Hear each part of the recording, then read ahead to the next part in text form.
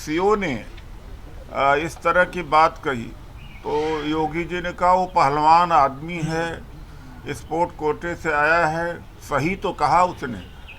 तो न केवल सीओ ने डराने का काम किया बल्कि मुख्यमंत्री भी उसमें सहयोगी हैं जो डराने का काम कर रहे हैं। किस तरह से सुप्रीम कोर्ट के जजमेंट की अवमानना एक पुलिस अधिकारी कर रहा है और माननीय मुख्यमंत्री योगी जी भी कर रहे हैं। तो ये सीधे सीधे से कंटेम्प्ट ऑफ कोर्ट का मामला है। यहाँ पर न सिर्फ अनुज चौधरी साहब का बल्कि चूंकि सीएम योगी जी ने उनका साथ दिया ये कह के कि सही तो कहा है, तो यानी कि वो एग्रीमेंट में है अनुज चौधरी साहब के। जो वो एग्रीमेंट में अनुज चौधरी साहब के तो एक्शन तो होने का मतलब ही नहीं होता। तो बेसिकली इन दोनों ने ऑनरेबल सुप्रीम कोर्ट का कंटेम्प्ट ऑफ कोर्ट किया है।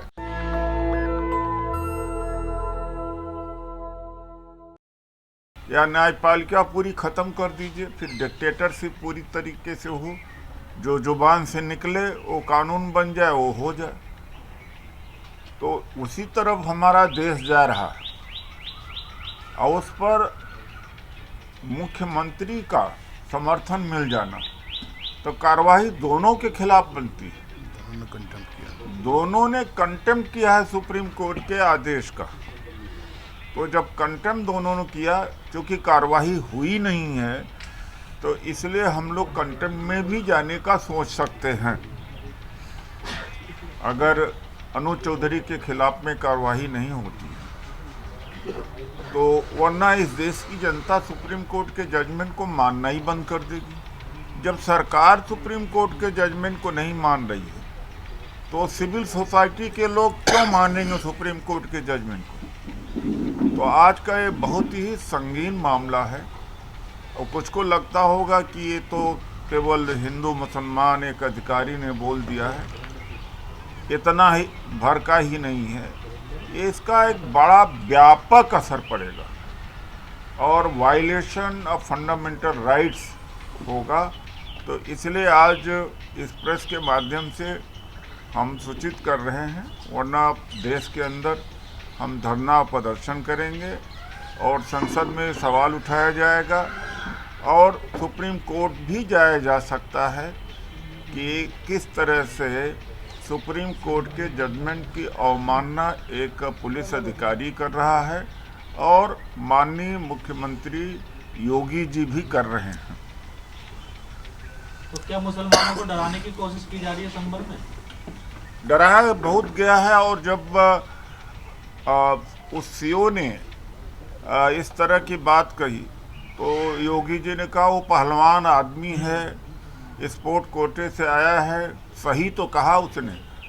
तो न केवल सीओ ने डराने का काम किया बल्कि मुख्यमंत्री भी उसमें सहयोगी हैं जो डराने का काम कर रहे हैं। लेकिन गलत क्या बोल रहे सर? कह रहे हैं कि जुम्मा जो है 52 बार आता साल में, वो 1 बार आता है, ये सच है?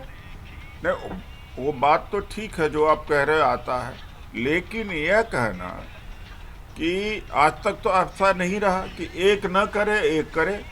ये पुलिस का जिम्मेदारी ये होती है कि भाई जिसको रंग पसंद नहीं है उसको ज़बरदस्ती मत लगाओ।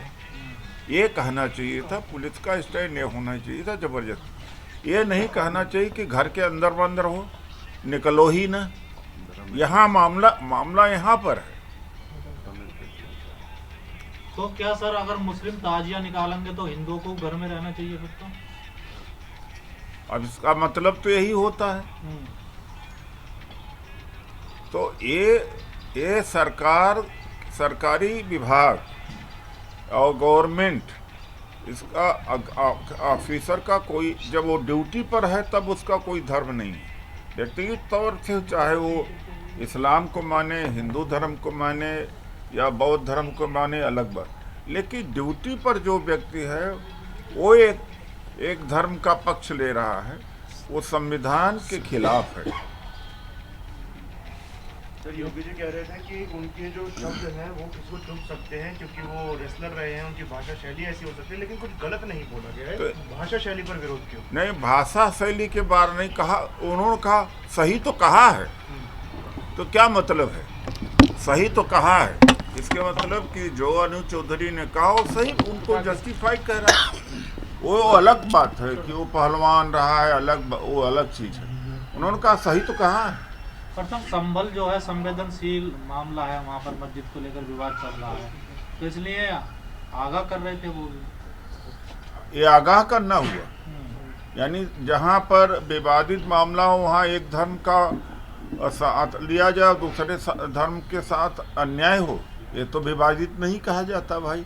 कानून के नज़र में दोनों बराबर हो, मेरा ये कहना है कि कानून के नज़र में दोनों बराबर होनी चाहिए।